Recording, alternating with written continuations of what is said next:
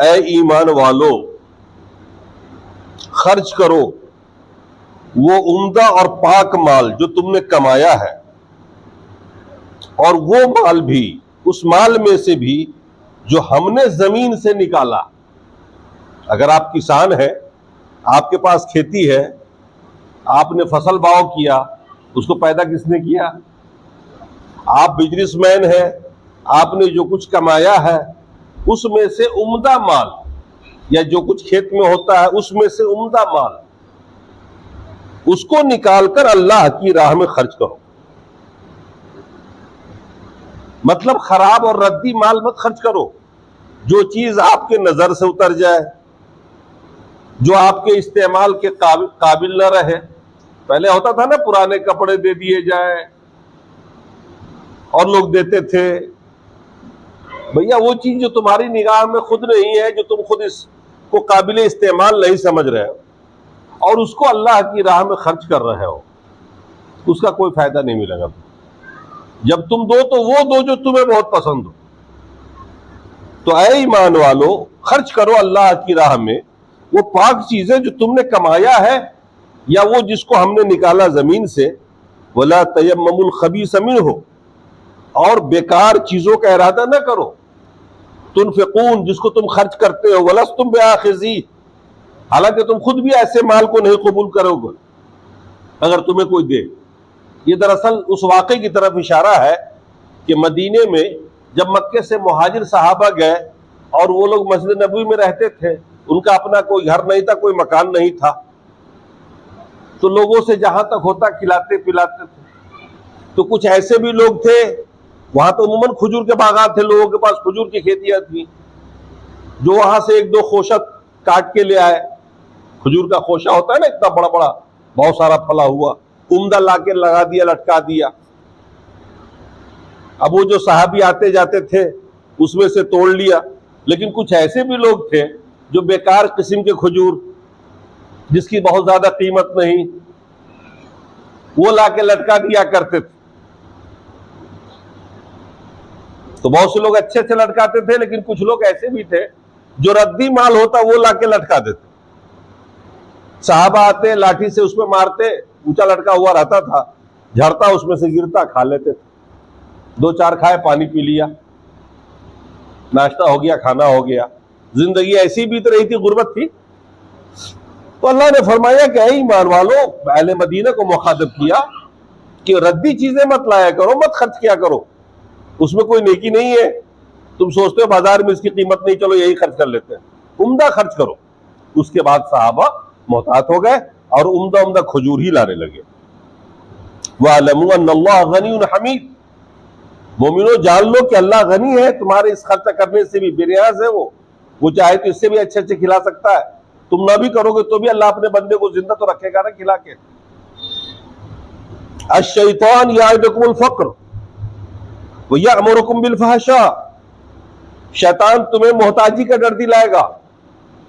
आप खर्च करना चाहोगे अल्लाह की राह में, तो वहीं पर शैतान आपको ये खतरा दिलाएगा, यार ये पैसा निकल जाएगा जेब से, अब मुझे जरूरत पड़ेगी तो फिर कहां से लाऊंगा। अल्लाह दे रहा है, आप खर्च करो, फिर अल्लाह देगा। तो आपके साथ शैतान लगा हुआ है। आप जब भी खर्च करना चाहोगे गुरबा मसाकीन पर, तो वो आपको मोहताजी का डर दिखाएगा। ये शैतान होता है जो आपके अंदर घुस करके आपको डर दिखाता रहता है कि मोहताज हो जाओगे, निकाल के दे दोगे। अश-शैतान याइदुकुमुल फ़क्र व यअमुरुकुम बिल फ़हशा, और हालांकि वही शैतान तुमको बुरी बातों का हुक्म देगा, फुजूल खर्ची तुमसे करवा लेगा। जहां 2 रुपए से काम चल सकता था, वहां तुम 10 रुपए खर्च कर दोगे। होटल में जाके पार्टियां कर लोगे, एक एक बैठक में 10,000 का तुम्हारा बिल बना लोगे। लेकिन ये नहीं होगा तुमसे कि वही मुतवस्सित दर्जे का खाना खा लेते, 5,000 में 5,000 अल्लाह की राह में खर्च कर देते, 10 लोग और भूखे खा लेते उसमें। तो शैतान तुम्हें मोहताजी का डर दिखाएगा और तुम्हें बुरी बातों का हुक्म देगा। वल्लाहु याइदुकुम मग़फ़िरतम मिन्हु व फ़ज़लन, लेकिन अल्लाह तबारक व तआला तुम्हें बख्शिश का वादा तुमसे करता है और तुमको ज्यादा देता है उसके बदले में जब तुम खर्च करते हो अल्लाह की राह में। वल्लाहु वासिउन अलीम, अल्लाह तो वसअत वाला है, वो जो चाहे कर सकता है। तुम 1 रुपया खर्च करोगे, फिर कहीं ना कहीं 150 रुपये तुम्हें दे देगा। खर्च करोगे तो वो देगा, जितना करोगे उतना ही देगा वो। युतिल हिकमत मन यशा व मन युतिल हिकमत फक़द ऊतिया खैरन कसीरा। ये इल्म दीन अल्लाह जिसे चाहता है, ये समझ दीन की जिसे चाहता है देता है, और जिसे अल्लाह ने दीन की समझ दे दिया, अल्लाह ने फरमाया फक़द ऊतिया खैरन कसीरा, उसको सारी भलाई दे दी गई। दीन से मोहब्बत, दीन की समझ अगर आपको मिल जाए तो इससे बड़ा माल कोई नहीं है, क्योंकि दुनिया का कोई भी माल फानी है, यह आपके साथ जाने वाला नहीं है, यह आपकी लाइफ को बनाने वाला नहीं है, आखिरत में आपको सुरखुरु कराने वाला नहीं है। लेकिन अगर इल्म दीन की समझ मिल गई, दीन की समझ मिली, इल्म का तौर तरीका मिल गया, अल्लाह उसके रसूल के अक़वाल और इरशाद को आप समझने लगे, पढ़ने लगे, दिल में जगह मिल गई, उसकी पकड़ लिया उस चीज ने, आपका फहम हो गया, समझ हो गया दीनी, तो समझ लीजिए कि अल्लाह ने सारी भलाई आपको दी। ये बड़ी प्यारी बात है। मैं युतिल हिकमत व युतिल हिकमत मन यशा, अल्लाह ताला जिसे चाहता है यह हिकमत अदा करता है, इल्म दीन अदा करता है। हर फर्द इल्म दीन को नहीं समझता, न उसका मिजाज आलिमाना और दीनी होता है। आपने देखा होगा, बहुत से आलिम भी देखे होंगे आपने, आलिम तो है कुर्ता टोपी में, मगर उसको उसका शौक दीन नहीं है, पेशावराना कर रहा है इस काम को, मतलब पैसे के लिए कर रहा, खुद उसको दीन की समझ नहीं है, उसको मजा ही नहीं आता है इस लाइन में, वो रहता है इस लाइन में है, बेचैन रहता है मालो दौलत के लिए। हम तो ऐसे हजारों मौलवियों को जानते हैं। तो अल्लाह ताला जिसे इल्म दीन की समझ दे, उसको समझना चाहिए कि अल्लाह ने फरमाया कि खैर कसीर तुमको मिल गया, ये तुम्हारी रहनुमाई करेगा और तुम्हें दीन पे चलाएगा और आखिरत में सुरखुर हो जाओ। अल्लाह के रसूल ने फरमाया, एक हदीस है, ला हसद इल्ला फी इस्नतैन, रश्क करना जायज नहीं है मगर 2 चीजों में। रश्क, हसद करना तो जायज ही नहीं है। एक होता है हसद, दाग, ये तो जायज नहीं है ना। किसी के पास कोई नेमत है और उस नेमत के जवाल की फिक्र करो आप। हसद का मतलब क्या होता है? आपके पास बहुत अच्छा शर्ट है, अब मुझे आपसे हसद है, मैं चाहूंगा कि ये शर्ट कैसे ही जाये हो जाए, फट जाए, खो जाए, इस आदमी के जिस्म पे शर्ट नहीं रहे, मुझे मिले न मिले, मगर इसे कहते हैं हसद। ये कैसे तबाह होगा, इसका माल कैसे बर्बाद होगा।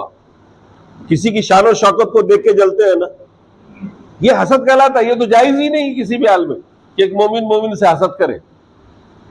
रश करना, क्या चीज होती है रश करना? आपके पास बड़ी अच्छी टोपी है और कोई रश करे, काश मेरे पास भी ऐसी टोपी होती, यह रश है। यह भी जायज नहीं है सिवाय 2 चीज में, यानी 2 चीज में रश करना काबिल तहसीन है। बाकी चीजों में रश करना किसी खूबसूरती या किसी माल को देख करके यह काबिल तहसीन शरीयत में नहीं। वो 2 चीजें कौन है जिसमें रश करना काबिल तहसीन है, अच्छा है, करना चाहिए? अल्लाह के रसूल ने फरमाया, अल्लाह ताला किसी को आलिम दीन बना दे और वो इल्म दीन के जरिए दीन की खिदमत करे, लोगों के लिए समर्पित रहे, दीन बताए, दीन सिखाए, तो उस आलिम को देखकर रश करना अच्छा है। आप सोचे दिल में या दुआ करें, काश मेरे पास भी है इस तरह का इल्म अल्लाह देता और मैं भी इसी तरह से दीन की खिदमत करता, लोगों को दीन बताता। एक तो यहां जायज है। दूसरा, जब किसी माल वाले को देखें कि राह खुदा में माल वो खर्च कर रहा है, गरीबों मिस्किनों पर खर्च कर रहा है, जरूरतमंदों को दे रहा है, तो आप रश कर सकते हैं, काश अल्लाह मुझे भी ये माल देता इतना और मैं भी अल्लाह की राह में ऐसे खर्च करता। तो ये रश्क भी 2 ही मौके पर है, उनमें से एक ये खैर कसीर है। अल्लाह ने फरमाया आगे, वमा अनफक़्तुम मिन नफ़क़तिन औ नज़रतुम मिन नज़रिन फ़इन्नल्लाह यअलमुहु, तुम जो कुछ भी अल्लाह के राह में खर्च करते हो, चाहे वो 1 रुपया हो या 10 रुपया हो, और नजर तुम मिन नजरिन, या तुम कोई नजर मानते हो, फ़इन्नल्लाह यअलमुहु, अल्लाह उसको जानता है। हम ये ना सोचे कि हमने कहीं 2 रुपए खर्च किए, अल्लाह को मालूम नहीं होगा। वो अल्लाह के इल्म में है। आप जहां भी खर्च करते हो तन्हाई में भी अल्लाह जानता है उसको, लिहाजा अल्लाह उसका अजर देगा आपको। और जो मन्नतें मान लेते हो आप,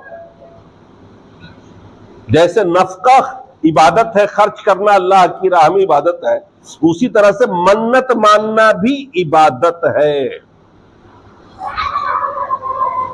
अल्लाह ताला इस पर नेकी देता है आपको। लेकिन जो मन्नत आप मानते हो तो आप सोचते हो कि ये पूरा होगा, तो पूरा होता नहीं है वो। अल्लाह के रसूल ने एक मौके पे फरमाया कि नजर और मन्नत से बखीलों का माल जाया होता है, क्योंकि नजर या मन्नत तकदीर को बदल नहीं सकता। आपने देखा होगा मोहल्ले में, गांव घर में, खुसूसन औरतों को देखा होगा, कोई बीमारी लग गई, कोई तबीयत खराब हो गई बच्चे की, आपने झट मन्नत मान लिया, अल्लाह अगर ये मेरा बच्चा तंदुरुस्त हो गया तो 1 बकरा सदका कर दूंगा। मन्नत देखा ना आपने ऐसे मानते हुए, महल्ले में सुना है ना। खुसूसन औरतें करती है, सब औरतें करती हैं। 10 फकीर को खाना खिला दूंगी, अगर मेरा ये काम हो गया तो। किसी के पास औलाद नहीं है, वो मन्नत मान लेता है, या अल्लाह अगर मुझे एक औलाद अता कर दे तू, तो मैं ये कर दूंगा। ये मन्नतें मानना जायज तो है, लेकिन कोई सोचे नहीं कि मन्नत कभी पूरी होगी। नहीं मानना चाहिए, क्योंकि आपकी तकदीर में जो लिखा है वो टल नहीं सकता इससे। तो अल्लाह के रसूल ने फरमाया, मन्नतों के जरिए बखीलों का माल जाया होता है। मन्नतें पूरी नहीं होती हैं, क्योंकि ये तकदीर को बदल नहीं सकती। जो फैसला हो चुका है आपके हक में वो होके रहेगा, आप दुआएं कर सकते हो। लेकिन अल्लाह ताला अजर देता है, अल्लाह के इल्म में है ये। अल्लाह ने फरमाया, वमा अनफक्तुम मिन नफकतिन, जो भी तुम खर्च करते हो अल्लाह की राह में, या जो तुम मन्नतें मानते हो, अल्लाह उसको जानता है। वमा लिज़्ज़ालिमीन मिन अंसार, और जालिमों का कोई मददगार नहीं होता। मतलब जो अल्लाह की राह में खर्च नहीं करते, माल होते हुए भी कंजूसी करते हैं, मुखालत करते हैं, वो एक तरह के जालिम है। और अल्लाह ताला ऐसों को देता नहीं है, ऐसों की मदद नहीं करेगा वो। इन तुब्दु सदक़ात फनाइमा हिया व इन तुख्फुहा व तु'तहल फुक़रा फहुवा खैरुल लकुम, अपने सदक़ात को जाहिर करो या पोशीदा रखो। मफरूजा ज़कात, जो फर्ज ज़कात आप अदा करते हैं, आप इसका ऐलान कर सकते हैं, बयान कर सकते हैं, बता सकते हैं किसी को कि मैंने ये ज़कात निकाला फर्ज, ताकि आपके ऊपर कोई तोहमत ना लगाए, या ये कि लोग जान लें कि आप फर्ज को अदा करते हो। लेकिन सदकात नाफिला, नफली सदका जो आप करते हो अल्लाह की राह में, उसको खुफिया रखना ज्यादा बेहतर है। उसके बारे में आम लोगों को नहीं बताना चाहिए। तो अल्लाह ने फरमाया, तुम सदकात को जाहिर करो तो भी अच्छा, अगर तुम पोशीदा रखते हो और गरीबों को, फकीरों को, मिस्किनों को देते हो तो तेरे लिए बेहतर। वो युकफ्फिर अन्कुम मिन सय्यिआतिकुम, अल्लाह तुम्हारे गुनाहों को माफ कर देगा। तुम्हारे सदक़े की नेकी तो देगा ही, बरकतें तो देगा ही, तुम्हारे माल को भी बढ़ाएगा, और साथ साथ तुम्हारा सदका करने से तुम्हारे पिछले गुनाहों को ही माफ कर देगा। वल्लाहु बिमा तामलून खबीर, और अल्लाह तुम्हारे आमाल से खूब अच्छी तरह आगाह है। हम में से किसी को यह नहीं सोचना चाहिए कि रब नहीं जानता है, बल्कि आप छोटे बड़े जो काम भी करते हो, जो सदका करते हो, वो सब अल्लाह के इल्म में होता है। अल्लाह के रसूल सल्लल्लाहु अलैहि वसल्लम कुरान पढ़ पढ़ के लोगों को सुनाते थे, दीन की बातें करते थे, सुबह से शाम तक इसी मामले में परेशान रहते थे। अल्लाह तबारक व तआला ने आपको दिलासा देते हुए कहा, लैसा अलैका हुदाहुम वलाकिन्नल्लाह यहदी मन यशा, ऐ रसूल इनको हिदायत की रास्ते पे लाना, इनको हिदायत देना, ये आपकी जिम्मेदारी नहीं है। आप परेशान मत रहिए इतना। अल्लाह जिसे चाहेगा हिदायत देगा। आपका काम है दीन की बातें बता देना, समझा देना। अल्लाह के रसूल बड़े रहमदिल थे और चाहते थे कि कोई जहन्नम में नहीं जाए। आप दुश्मनों को भी जाके दीन बताते, एक एक को दीन समझाते, बताते, सुनाते, अपना वक्त लगाते इसके अंदर, और ख्वाहिश होती कि सब मुसलमान हो जाए, सब हिदायत पाले। मकसद सिर्फ इतना था कि जहन्नम से बच जाए, ये नहीं कि मेरी मानने वाले बहुत ज्यादा हो जाए। बस उनकी ख्वाहिश थी कि बंदा जहन्नम में न जाने पाए। और आप चाहते थे कि तबलीग का असर हो, दावत का असर हो, लोग कबूल करें। और जब लोग कबूल नहीं करते थे, दिन भर आप दावत करके आए, थक गए, लेकिन एक मानने वाला भी नहीं हुआ, दिल टूटता है ना। तो हम लोग का भी दिल टूटता है इससे कि यार क्या तकलीफ करना, कोई नमाज पढ़ता ही नहीं है, फायदा होता ही नहीं। तो हम लोग भी कभी कभी पसमुर्दा होते हैं। अल्लाह ने फरमाया अपने रसूल को, लैसा अलैका हुदाहुम, उनको हिदायत दे देना, उनके दिलो दिमाग में उतार देना, यह आपकी जिम्मेदारी नहीं है। वलाकिन अल्लाह यहदी मन यशा, अल्लाह जिसको चाहेगा हिदायत देगा। आप अपनी ड्यूटी निभाइए, परेशान मत रहिए। वमा तुनफिकू मिन खैरिन फलिअनफुसिकुम, जो भी तुम खर्च करोगे इसका फायदा तुम्हें ही मिलेगा। बहुत बड़ी बात है, आप खर्च करोगे ये फायदा किसी और को नहीं मिलेगा, और दूसरा खर्च करेगा तो वो आपको नहीं मिलेगा। इसलिए कभी हमें ये नहीं सोचना चाहिए कि हमारे मरने के बाद हमारी औलाद कर देगी हमारे लिए।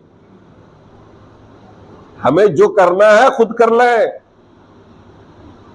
आप आज मुख्तार हो, जेब में पैसे भी है, आप जितनी नेकी कर सकते हो कर लो। भरोसा मत करो दूसरे पर कि दूसरा आएगा आपके लिए करने के लिए, और वो जो करेगा वो उसको मिलेगा, आपको नहीं मिलेगा। लोग कहते हैं ना कि साहब ये 2 रुपए वालिद साहब के नाम से, ये 2 रुपए वालदा के नाम से मैं खर्च कर रहा हूं। तो वालिद वालदा को क्यों तौफीक नहीं मिली अपने जमाने में? पैसे तो उनके पास भी थे, तो उन्होंने तो बचा बचा के पकड़ पकड़ के रखा कि बेटा मालदार रहे। उन्होंने नहीं किया, आप किए जा रहे हैं उनके लिए। तो आपका अमल आपके साथ, उनका अमल उनके साथ। आप करो, आपके लिए होगा। तो अल्लाह ने फरमाया, वमा तुनफिकू मिन खैरिन फलिअनफुसिकुम, जो भी तुम खैर का काम करोगे, खर्च करोगे अल्लाह की राह में, वो तुम्हारे लिए। वमा तुनफिकून इल्ला इब्तिगा वजहिल्लाह, और जो भी तुम कुछ खर्च करो तो वो अल्लाह की रजा के लिए करो, दिखावे के लिए नहीं करो। वमा तुनफिकू मिन खैरिन युवफ़्फ़ी अलैकुम, और जो भी तुम करोगे अल्लाह तुम्हें उससे ज्यादा पूरा पूरा देगा। व अंतुम ला तुज़लमून, और तुम जुल्म नहीं किए जाओगे। मतलब तुम्हारी नेकी काट के दूसरे खाते में नहीं डाली जाएगी। खर्च तुम करोगे, नेकी किसी और को नहीं दी जाएगी। आपने तिलावत की है, फायदा आपको ही मिलेगा। तिलावत करके पोस्ट नहीं हो सकता किसी और के नाम से। आप अमल करो, फायदा आपको होगा। दूसरे अमल करेंगे वो आपके खाते में नहीं जाएगा, और आप करोगे दूसरे में नहीं जाएगा। जुल्म का मतलब यही है। अल्लाह ने फरमाया तुम पर जुल्म नहीं किया जाएगा। जुल्म किसे कहते हैं? जुल्म तो यही होता है ना कि अल्लाह ताला आपकी नेकी किसी और खाते में डाल देता, या किसी का गुनाह आपके सर में डाल देता। अल्लाह करा ऐसा होगा नहीं। हम जालिम नहीं है, हम तो इंसाफ करने वाले हैं। तुम करोगे तुम पाओगे। अच्छा, अब एक बात यह आती है कि हम खर्च किस पे करें, दे किसको हम? तो ज़कात मफरूजा के लिए तो मुस्तहिकीन बता दिए गए एक जगह पर कुरान में कि 8 लोग आपके ज़कात के मुस्तहिक हैं। इनके अलावा ऐसे भी लोग हैं जो मांगते नहीं, आपके महल्ले में है, मोहताज है, मारे शर्म के हाथ नहीं फैलाते, जरूरतमंद है लेकिन खुददार भी है। जरूरत है कि उनकी मदद की जाए लेकिन वो हाथ नहीं फैलाते। देखिए अल्लाह फरमा रहा है, लिल फुक़राइल्लज़ीना उहसिरू फी सबीलिल्लाह ला यस्ततीऊन दरबन फिल अर्द यहसबुहुल जाहिलु अग़निया मिन तअफ्फुफ़ तारिफुहुम बिसीमाहुम ला यसअलून अन्नास इल्हाफा वमा तुनफिकू मिन खैरिन फइन्नल्लाह बिही अलीम। उन गरीबों को दो माल, उन मिस्कीनों उन फकीरों को दो जो अल्लाह की राह में रोक दिए गए, वो जमीन में चलने फिरने की ताकत नहीं रखते हैं। ऐसा इंसान जो कुछ कर नहीं पा रहा हो, माजूर हो गया,